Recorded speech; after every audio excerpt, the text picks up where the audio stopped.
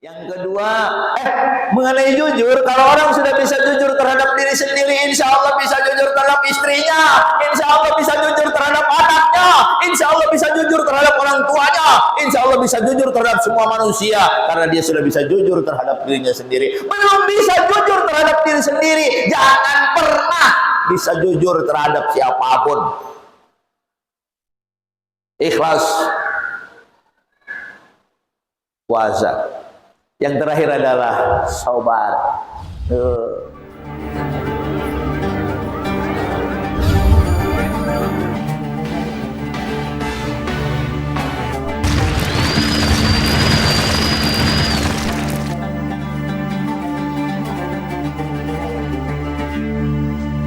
Assalamualaikum warahmatullahi wabarakatuh. Waalaikumsalam.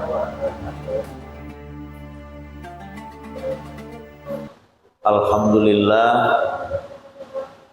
masjid ini adalah satu-satunya masjid yang tidak memerlukan AC, karena posisinya di atas, sehingga banyak lansia yang beralasan untuk tidak sholat di Masjid Al-Mu'min disebabkan karena harus naik. Padahal kalau naik sehat insya Allah. Selanjutnya, dengarkan suara kipas, anggap itu suara gemercik air yang menerpa bebatuan di pegunungan, bersama riuhnya suara gesekan daun bambu. Wow, luar biasa. Kenikmatan yang hari ini tengah dirasakan oleh orang-orang yang beriman, mau percaya atau tidak, bahwa kebaikan yang dilaksanakan pada waktu itu dilipat gandakan oleh Allah yang tidak terhingga lipatannya. Apalagi di malam Lailatul Qadar. Allah maupun Rasulnya menspesialkan tempat maupun waktu untuk beribadah kepada Allah Subhanahu wa Ta'ala. Seperti contoh, tempat di dekat Ka'bah, di Arafah, di Masjid Nabawi, di masjid-masjid, itu dimuliakan tempat itu oleh Allah dan Rasulnya, karena memang di dalamnya terdapat orang-orang yang beriman, orang-orang yang berbahagia bukan karena hartanya. Orang-orang yang beriman dan bahagia bukan karena jabatannya, tapi benar-benar karena keimanannya yang dikelola habis, ditopang oleh ilmu, sehingga benar-benar mereka mampu merasakan taste-nya ibadah kepada Allah Subhanahu wa Ta'ala, bukan sekedar ikut-ikutan.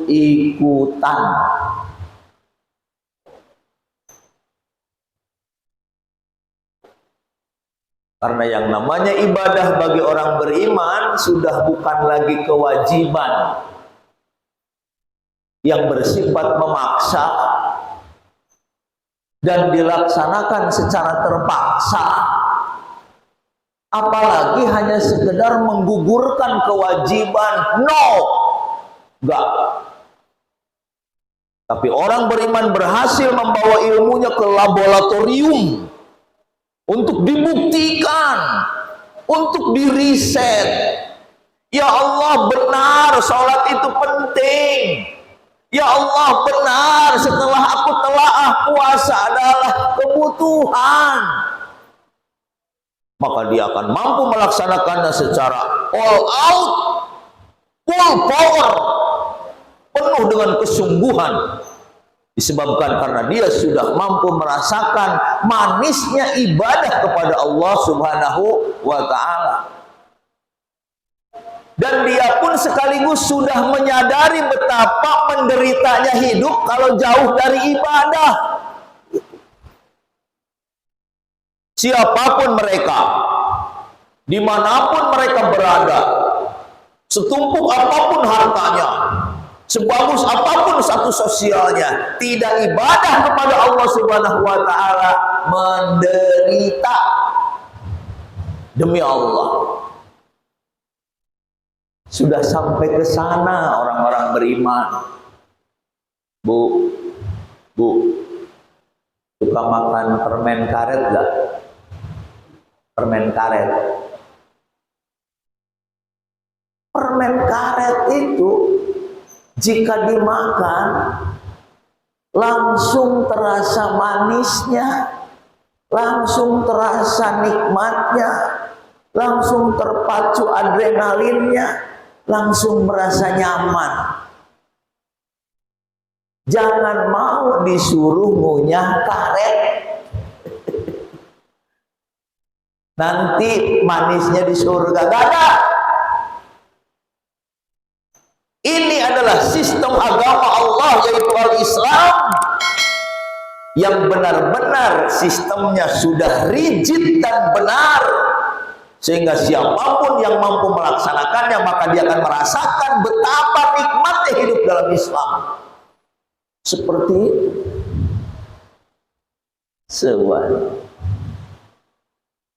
Makanya kalau Islam tidak ditopang oleh intelektualitas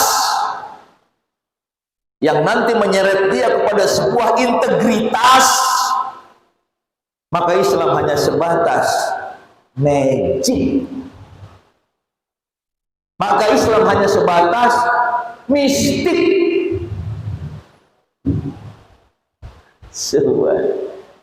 Pantesan sampai hari ini orang kafir gak tertarik dengan Islam, karena di dalamnya penuh magic, karena di dalamnya penuh mistik. Padahal Masya Allah, bahkan para pentolannya orang-orang kafir, pentolannya orang-orang Eropa, pentolannya orang-orang yang belum beragama Islam, sangat mengakui konsep Islam adalah konsep yang manusiawi, adalah konsep yang benar, adalah konsep yang agung, yang dapat membahagiakan makhluk-makhluk yang ada di planet ini. Mereka mengakuinya. Subhanallah.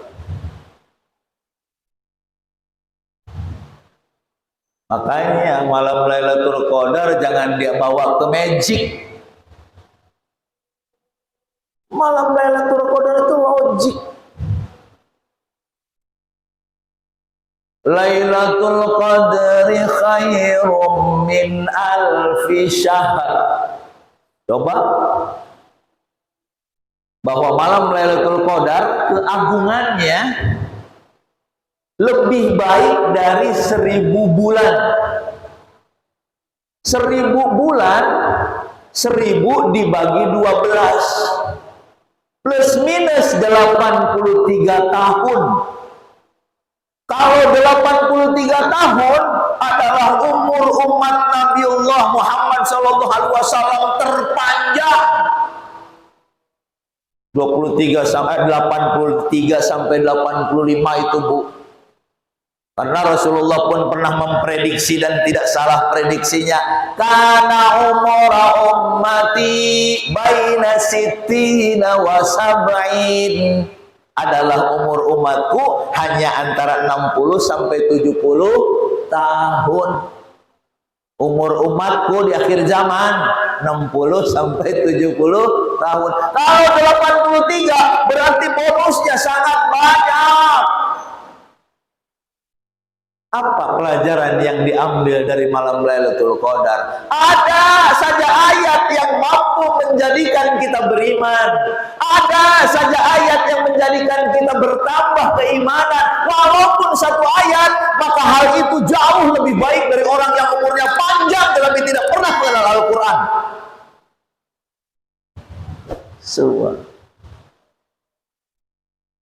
Bu, Bapak sekalian, Allah tuh nggak tanggung-tanggung kalau ingin menggembirakan hambanya. Coba lihat, setebal itu Al-Quran Allah berbicara atau berilustrasi tentang surga, begitu nikmatnya kan. Inilah bapak-bapak yang nanti insya Allah di surganya akan disambut dengan ribuan bidadari. Pak Gum, nggak usah ribuan, satu aja Pak Gum, enak bidadari. Ribuan bidadari. Supaya apa?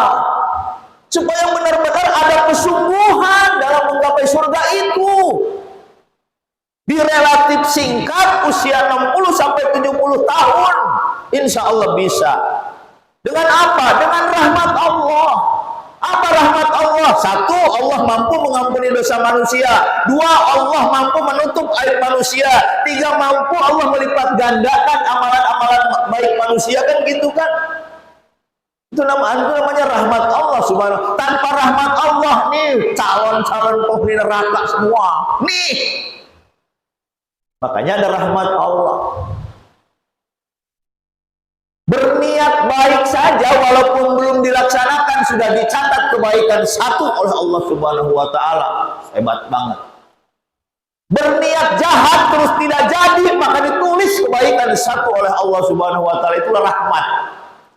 Subhanallah. Apalagi malam Lailatul Qadar yang ternyata lipat gandanya perbandingannya adalah ada saja ayat yang masuk ke dalam hati, yang mampu terrealisasikan dalam hidup kita, orang tersebut jauh lebih baik dari orang yang umurnya panjang sampai 85 tahun tetapi tidak pernah mengenal Al-Quran. Subhanallah. Bapak Ibu sekalian, itulah sebagai bentuk kegembiraan kita sekarang tengah berada di sebuah bukit yang di atasnya ada terang bulan, yang di pinggirnya adalah kali bebatuan yang airnya jernih, berbusa sampai gemercik airnya terdengar oleh kita, diwakili oleh suara kipas ini. Subhanallah, nikmat. Sebagaimana tema yang dibawa dan diminta, ada dua kegembiraan bagi orang-orang yang berpuasa. Kata Nabi di dalam hadis Sahih Bukhari-nya, lis-shaimi farhatan, bagi yang berpuasa dia akan mendapatkan dua kegembiraan. Farhatun indal futur wa farhatun indal liqa'i rabbih. Yang pertama, dia bergembira di saat futur. Futur itu ada dua. Pertama artinya berbuka. Yang kedua artinya di saat Idul Fitri. Apalagi Rasulullah menjanjikan satu Syawal bagi orang-orang yang beriman, mereka mendapat julukan kayaumin waladathu ummuh, bagaikan seorang bayi yang baru dilahirkan. Subhan. Apa artinya? Tidak ada dosa lagi. Maka dari itu dia melaksanakan sisa hidupnya di 11 bulan yang akan datang dengan penuh pelajaran dari puasa. Apa puasa pelajarannya? Banyak. Minimalnya 3 ya. Soalnya apa? Orang yang berpuasa yang akan bergembira dalam dua hal. Yang pertama, ketika dia berbuka, dan yang kedua ketika dia bertemu dengan Allah Subhanahu wa taala dia akan gembira. Itu janji Rasulullah SAW. Tapi ternyata puasanya juga adalah puasa yang menghasilkan, puasa yang berbuah. Ustadz, emang ada puasa yang tidak berbuah? Banyak. Puasa yang berbuah minimalnya orang yang berpuasa bisa memetik 3 hasilnya. Yang pertama apa? Jujur. Pak, jujur kepada siapa yang paling susah? Mas, jujur kepada siapa? Bini, gampang. Yang paling susah adalah jujur terhadap diri sendiri. Jangan-jangan Ustadz belum jujur, buktinya masih pakai jas. Padahal sebetulnya pakai jas itu gerah. Bisa jadi kan, supaya kelihatan gagah. Padahal cuma untuk menghormati ketua masjid aja. Masa gue harus pakai kaos oblong? Padahal gerah, Pak. Gatel. Tuh, betapa nikmatnya jujur terhadap diri sendiri. Tidak berlapis penyakit-penyakit hati. Dan ini semua hilang oleh Ramadan, hilang oleh puasa di bulan Ramadan. Sombong hilang. Ria, ingin dipuji, hilang. Kalau ingin dipuji, lawannya adalah takut dihina, hilang. Kemana-mana tidak bawa diri. Kalau bawa diri capek. Ibu kalau ke kondangan dandannya lama enggak? Dandan buat siapa itu? Buat orang-orang. Pernah nggak dandan kayak gitu buat suami? Kan boleh kan hanya gitu kan, real kan? Bu, sesekali dandan kayak mau kondangan. Sampai bapak nanya, Bu mau kemana? Enggak kemana-mana. Aku dandan buat ayah. Nangis suami itu. Ini mah baru dandan kalau akan dilihat orang. Orang yang tidak berlapis jalan kaki maupun pakai Rolls Royce sama. Dia bertemu dengan orang miskin gak malu, dia bertemu dengan orang kaya tidak menjilat. Bahagia banget. Jujur terhadap diri sendiri, surga.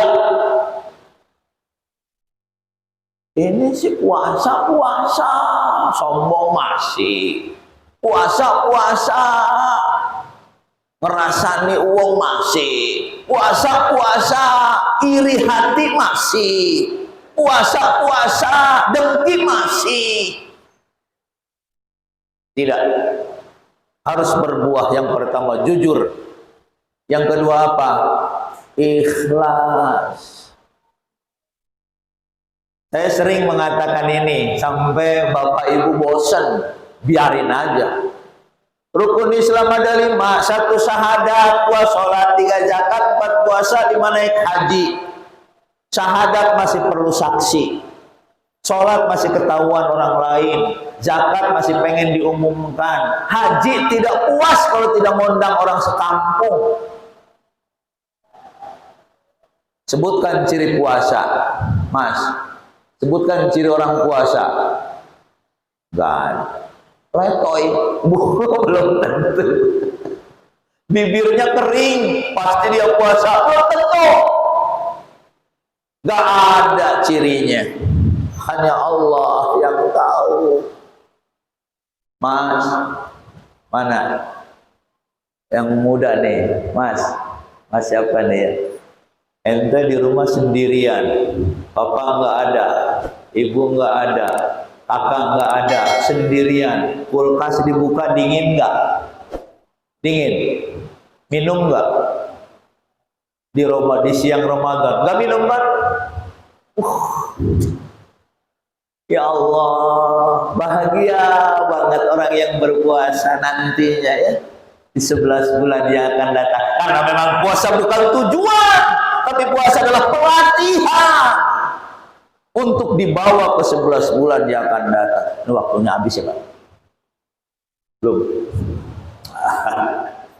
5 menit 5 menit lagi ya. Jadi pertama jujur betapa surganya ya, insya Allah ya. Yang kedua mengenai jujur, kalau orang sudah bisa jujur terhadap diri sendiri, insya Allah bisa jujur terhadap istrinya, insya Allah bisa jujur terhadap anaknya, insya Allah bisa jujur terhadap orang tuanya, insya Allah bisa jujur terhadap semua manusia, karena dia sudah bisa jujur terhadap dirinya sendiri. Belum bisa jujur terhadap diri sendiri, jangan pernah bisa jujur terhadap siapapun. Ikhlas, puasa. Yang terakhir adalah sabar.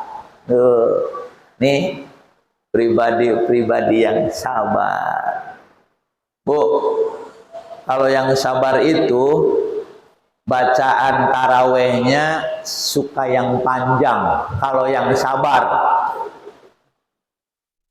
kalau yang tidak sabar, bacaan tarawehnya sukanya yang pendek. Ibu termasuk yang sabar apa yang enggak? Enggak sabar dong. Ibu yang pengen sabar apa pengen yang enggak? Sabar dan yang panjang katanya, insya Allah katanya. Aduh, alhamdulillah. Kembali kepada bahasan pokok. Idul Fitri ada 2 makna. Yang pertama, kembali kepada kesucian. Yang kedua, hidangan untuk membatalkan artinya. Makanya sebelum sholat Idul Fitri, makan dulu, masak yang enak. Itu sunnah. Membuktikan bahwa hari ini kita tidak puasa, makan yang enak baru berangkat. Berbeda dengan Idul Adha. Jangan makan nanti pulang sholat. Idul Adha, id artinya maidah, hidangan. Al-Fitri artinya untuk membatalkan. Jadi ada 2 makna, kembali kepada kesucian dan hidangan untuk membatalkan. Subhanallah. Dan yang terakhir, kegembiraan bagi orang yang berpuasa, yang puasanya memetik hasil adalah ketika kita bertemu dengan Allah Subhanahu wa Ta'ala. Pak Ibu, sebentar lagi kita akan bertemu Allah yang gembira ya, yang bahagia ketemu Allah itu. Makanya sekarang tata kebahagiaan, ketenangan jiwa agar nanti bertemu dengan Allah dalam keadaan tenang. Laksanakan, selesaikan permasalahan-permasalahan hidup. Insya Allah nanti kalau kita bertemu dengan Allah, nggak usah tahun depan, nggak usah bulan depan, nggak usah minggu depan. Hari ini mati. Orang beriman adalah kematian yang menyongsong kebahagiaan di sisi Allah Subhanahu wa Ta'ala. Dah pas 5 menit. Mudah-mudahan ada manfaatnya. Syukran alal ihtimam. Terima kasih atas perhatian. Wa syukran ala adami soal. Dan terima kasih untuk tidak ada pertanyaan. Mari tutup dengan doa kafarah majlis. Subhanakallahumma wa bihamdik, asyhadu an la ilaha illa anta, astaghfiruka wa atubu ilaik. Assalamualaikum warahmatullahi wabarakatuh.